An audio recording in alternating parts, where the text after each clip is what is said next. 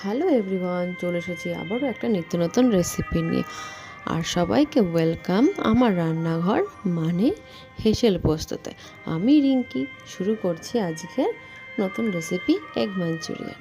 সবার প্রথমে আমি এখানে 3টে ডিম এবং একটা আলু কেটে সেদ্ধ করে নিয়েছি। তো সবার প্রথমে আমি ডিমের খোসাগুলোকে একটু ছাড়িয়ে নেব। ছাড়িয়ে নেওয়ার পর এক এক করে আমি একটা গ্রেটারের সাহায্যে এগুলোকে খুব গ্রেট করে নেব। গ্রেট করে নিলে মাঞ্চুরিয়ান খেতে সত্যি টেস্টি হয়। যদিও মাঞ্চুরিয়ান নানান রকমভাবে বানানো যায়, তবে এই প্রসেসটা আমার কাছে খুব ইজি মনে হয়।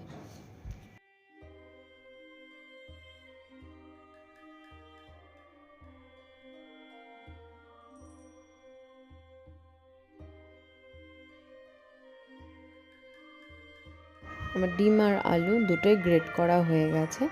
এবার একে একে এর ওপরে পেঁয়াজ কুচি, তারপরে দিয়ে দেব লঙ্কা কুচি এবং আদা রসুনের একটু পেস্ট দিয়ে দিচ্ছি, একটু ধনে পাতা আর স্বাদ মতো নুন, এটা তো আপনাদের মতো ইচ্ছে মতো।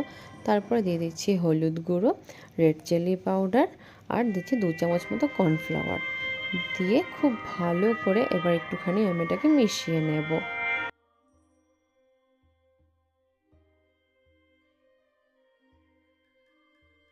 আরও বেশি টেস্টি করার জন্য দিয়ে দিচ্ছি একটু চাট মশলা।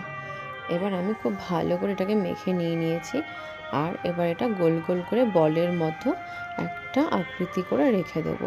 আপনারা আপনাদের শেপ মতো করবেন, তবে মাঞ্চুরিয়ান কিন্তু গোল গোলই হয়।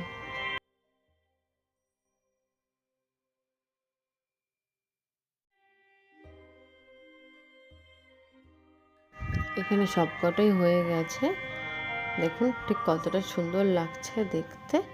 এবার একটা বাটিতে একটা ডিম ফাটিয়ে নেব, যেটা আমার মাঞ্চুরিয়ানগুলোকে একটু কোটিং করার জন্য লাগবে।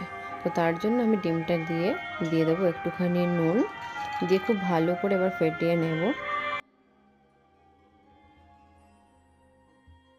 এবার এক এক করে মাঞ্চুরিয়ানের বলগুলো ডিমের মধ্যে একটুখানি ভালো করে মিশিয়ে নেব। এরপর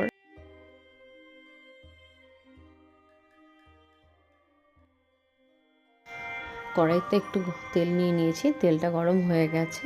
তার মধ্যে এক এক করে সব মাঞ্চুরিয়ানের বলগুলো এবার আমি ছেড়ে দেবো, দিয়ে একটু গোল্ডেন ব্রাউন করে ভেজে নেব।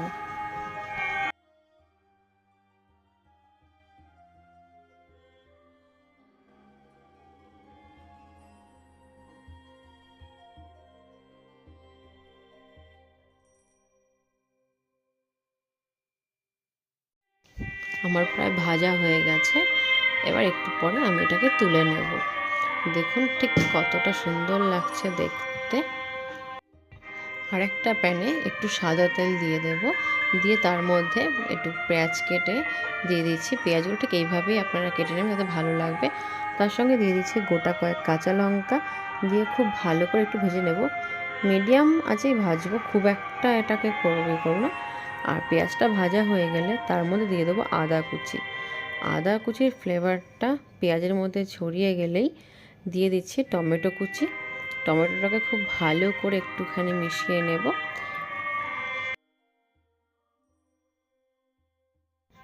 এবার দিয়ে দেবো এর মধ্যে স্বাদ মতো নুন, আপনারা আপনাদের পরিমাণ মতোই নেবেন। এবার নুনটা আমি খুব ভালো করে পেঁয়াজ টমেটোর মধ্যে একটু মিশিয়ে দিয়ে তার মধ্যে দিয়ে দিচ্ছি টমেটো ক্যাচাপ। আপনারা ঠিক যতটা করবেন সেই পরিমাণের ক্যাচাপটা দেবেন। আর দিয়ে দিচ্ছি একটু সয়া সস, দিয়ে খুব ভালো করে এরপর মিশিয়ে নেব। আর যদি আপনারা চিলি সস পছন্দ করেন তাহলে দেবেন, আমি খুবই সামান্য এখানে চিলি সস দিয়েছি। দিয়ে আমি এবার খুব ভালো করে এগুলোকে একটুখানি মিশিয়ে নেব। এবার ওটা অল্প আছে 2 মিনিট মতো ঢেকে রেখে দেবো। দেখুন ঢেকে রাখার পরে কেমন জলটা উঠে গেছে। এবার এক এক করে আমি মাঞ্চুরিয়ান বলগুলো সব এর মধ্যে দিয়ে দেবো, দিয়ে একটু ভালো করে বেশ একটু নাড়াচাড়া দিয়ে নেব, যাতে মাঞ্চুরিয়ানের বলের মধ্যে মশলাগুলো খুব ভালোভাবে মিশে যায়।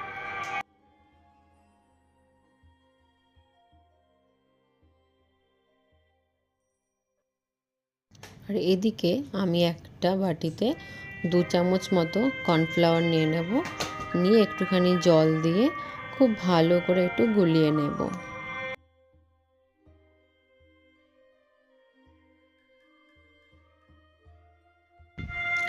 এবার এই মঞ্চনের মধ্যে আমি কর্নফ্লাওয়ার গলা জলটা দিয়ে দেবো। তবে আমার যতটুকু প্রয়োজন আমি ততটুকুই দিয়েছি, আমার এর থেকে বেশি আর লাগবে না।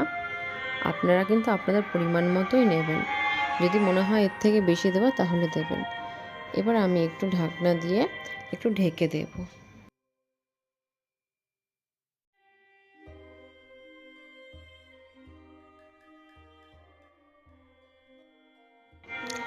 এখন আমার রেডি হয়ে গেছে, দেখুন কি দারুণ গাঢ় টাইপস হয়ে গেছে। এইভাবেই রেডি করে নিলাম আমার এগ মাঞ্চুরিয়ান। যদি আপনাদের রেসিপিটা ভালো লাগে তাহলে অবশ্যই একটা লাইক করবেন এবং কমেন্ট করে শেয়ার করবেন।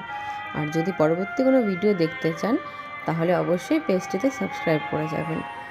ভালো থাকবেন, সুস্থ থাকবেন। Good bye.